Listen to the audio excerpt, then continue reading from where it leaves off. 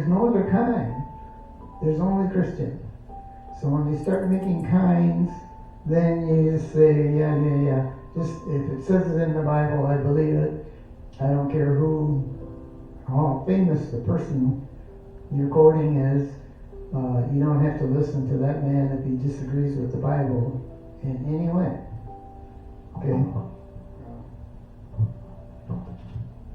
We had a little disagreement for the Christmas party.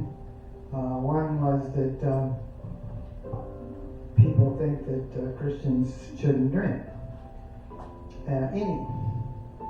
The Bible says Christians shouldn't get drunk. So that's a big difference. The Bible says you can eat, but you can't be a glutton. Right? Nothing wrong with food unless you try to eat it all. Then it becomes a sin.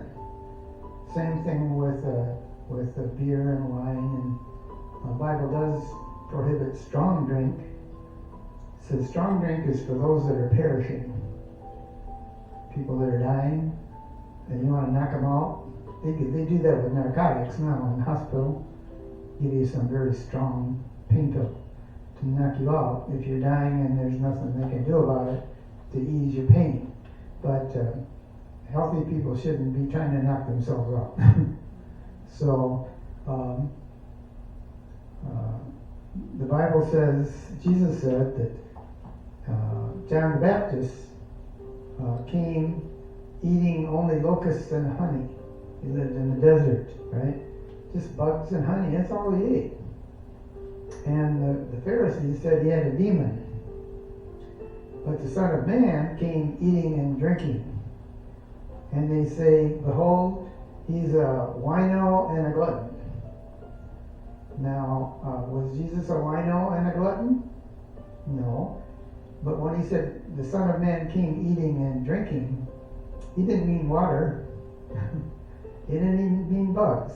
He ate whatever food he was put before him, and without complaining. And he drank wine because that was common with dinner. Just like it is in France, they hardly eat anything without wine with dinner. But that doesn't give you license to get drunk. So if people say that it's a sin to drink wine, then they're saying Jesus was a sinner. You think that's going to make Jesus happy? To be called a sinner? But that's exactly what they did. They said he was a wino. You don't want to get in that camp. So stick with what the Bible says. The Bible strictly forbids getting drunk, because you do all kinds of bad things when you're drunk. And eating too much, you become lazy. So nothing wrong with food, but makes you sleepy, and you end up doing nothing if you eat too much. And then you make yourself sick too. I mean, you're going to have blood pressure and cholesterol and heart problems, all kinds of medical problems. It's the biggest problem in America today. It isn't starvation. There's 2/3 of the young men can't even join the army because they're too fat. That's the young people. 2/3 can't make the cut because they're already too heavy to join the army. So that's pretty sad that they start out, they're getting type 2 diabetes, young people, even before they get out of high school. So it's quite different than it used to be. Let's see what else here.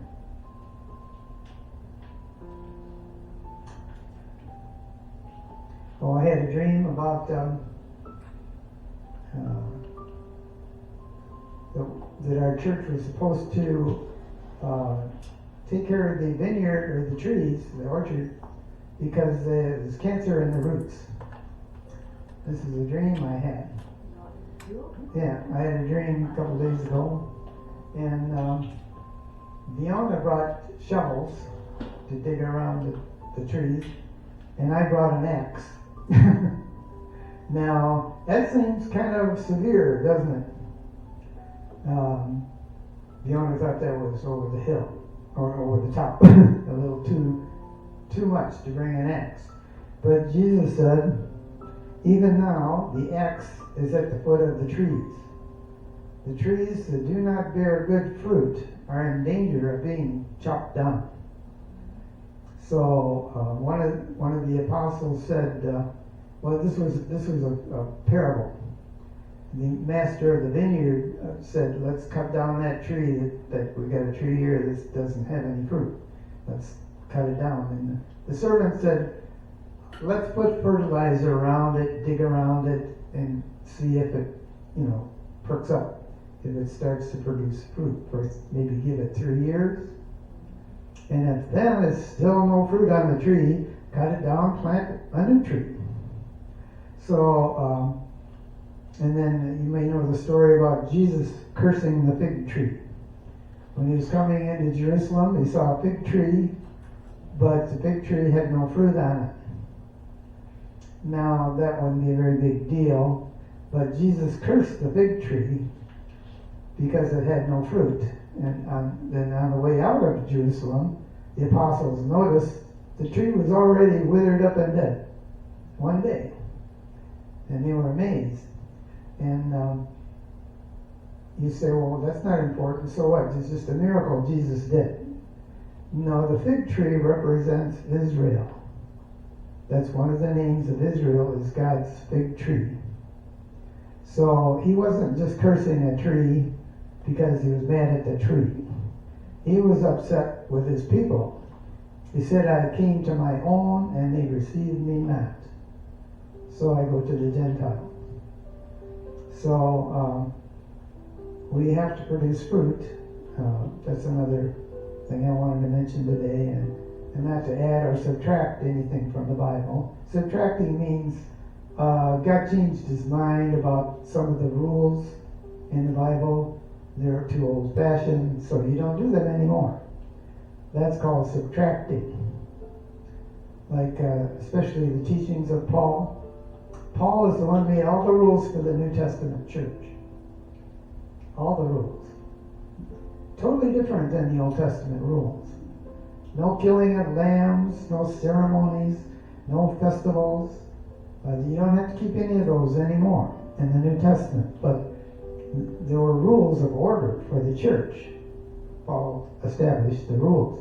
But some churches today don't follow them because they say, oh, they're out of date. Too old-fashioned. The culture determines how we act. But the Bible says, no, the Bible determines how we act. We don't follow the culture. Culture goes crazy sometimes, right? And it's doing that right now. That's why you got woke churches, woke pastors, even women pastors are forbidden. And most of the big churches have women pastors. But Paul said they can't be over men. They can be over women. Women can teach the women and the children, but they can't be in authority over the man. In the home or in the church. Because it makes the men look weak. They're supposed to be the leaders. God chose them to be the leaders in Genesis. I think I told you that before. When Eve sinned, God said, your husband will rule over you because of your sin. That's part of the curse that God put on Eve for eating the fruit. He said, your husband will rule over you. So it's not because the husband's smarter or stronger. It's because she led the family, she destroyed their family by talking Adam into eating the forbidden fruit. And that was her punishment. So it's not, that didn't pass away either. In the New Testament, Paul said, the man is the head of the house. So it didn't disappear. So most churches today, they don't follow that. They follow the 50-50 marriage. Everybody's got an equal vote. But guess what happens when they vote opposite in a marriage? Where does that marriage go? Can't go anywhere. Husband said, I want to go that way. Wife, I'm going that way. That's the end of the marriage. Can't have a marriage where they're both in charge.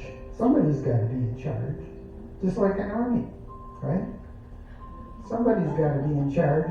That doesn't mean that you don't take in consideration. You have to take in consideration other people, what they need, what they want. But the husband has to make the final decision, just like the head of the army. The head of the soldiers has to make the final decision. Do we go this way, or do we fight that way, or do we fight that way? And everybody has to go where the general says, right? Yeah. What kind of an army, when everybody go where they want to go, that army's going to die. So, but the general has to be smart and try to take care of his men too. Same thing as the husband has to take care of his family. Okay, Fiona wants to talk. I talked to longer than I was supposed to anyway.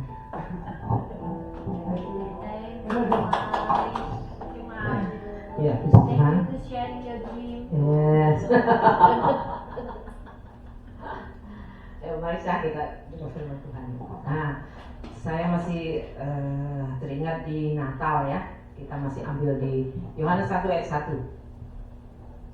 Yohanes 1 ayat 1. John. I can put on the screen. Bahasa Indonesia di sini. Terserah.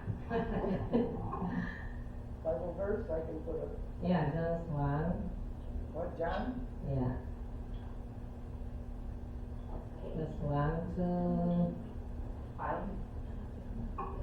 Chapter 1? Yes. 1 to 5. 1 to 5? Right? Yeah. Chapter 1, 1 to 5? Yes. Chapter 1. Ayo mulai dari Marisa. Aku bahasa Inggris ya. Ya. The Word became flesh. In the beginning was the Word, and the Word was with God, and the Word was God. Dua. Ayo, Missy. It was with God in the beginning. Through him all things were made. Without him nothing was made that has been made. Dalam dia ada hidup, dan hidup itu adalah terang manusia. Ya, terang itu bercahaya di dalam kegelapan, dan kegelapan itu tidak menguasainya. Nah, puji Tuhan. Kan kita sering dengar kalau hari Natal kita bilang, oh Yesus lahir. Itu apakah kita mengerti? Tapi Yesus itu dari mana? Ya, Yesus itu dari mana gitu? Kita cuma tahu, oh Yesus datang dilahir oleh Maria. Nah, terus bapaknya Yusuf gitu. Tapi kita harus mengerti juga Yesus itu dari mana gitu. Kan? Yesus itu disebut anak Allah. Kenapa disebut anak Allah? Emang Allah bisa banget gitu. Ya gitu, selalu kita diserahkan begitu kan. Emang Allah punya anak? Kok udah itu anaknya disembah gitu. Ya,